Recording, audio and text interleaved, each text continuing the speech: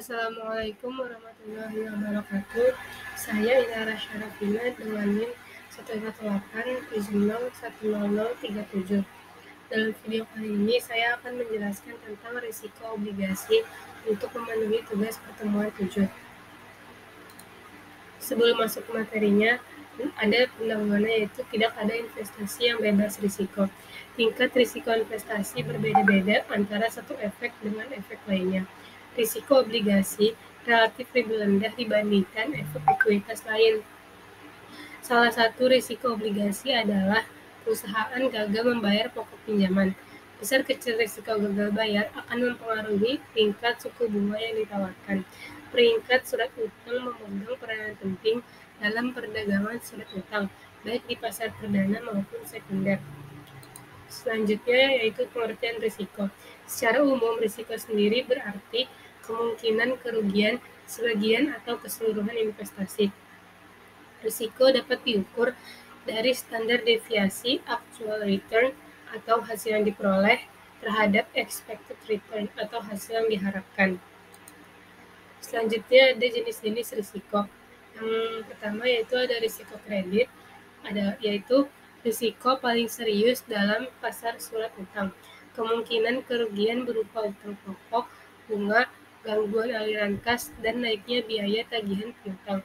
Selanjutnya ada country atau sovereign risk, yaitu kemungkinan kerugian yang timbul akibat suatu obligasi negara yang menggunakan denominasi mata uang asing.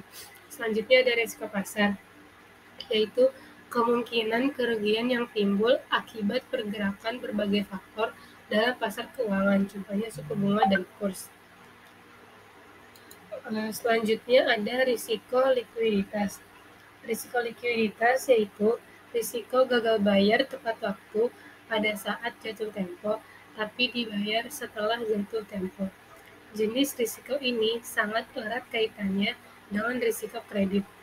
Efek dengan risiko kredit lebih tinggi cenderung tidak liquid.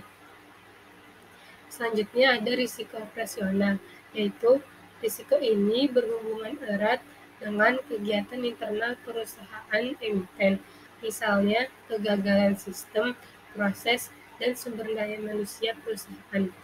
Selanjutnya ada risiko settlement. Risiko ini dapat terjadi karena kualitas kredit dan kondisi likuiditas perusahaan emiten yang memburuk. Cara untuk menghindari risiko ini adalah melalui sistem pembayaran yang aman, handal, efisien, dengan mekanisme delivery versus payment yang mengacu pada standar internasional. Dan terakhir ada risiko sistemik, yaitu risiko akibat jatuhnya atau bangkrutnya seluruh sistem keuangan dalam suatu negara, misalnya karena ada perang dan lain-lain. Mungkin itu saja yang dapat disampaikan dalam video kali ini. Semoga videonya bermanfaat. Terima kasih. Wassalamualaikum warahmatullahi wabarakatuh.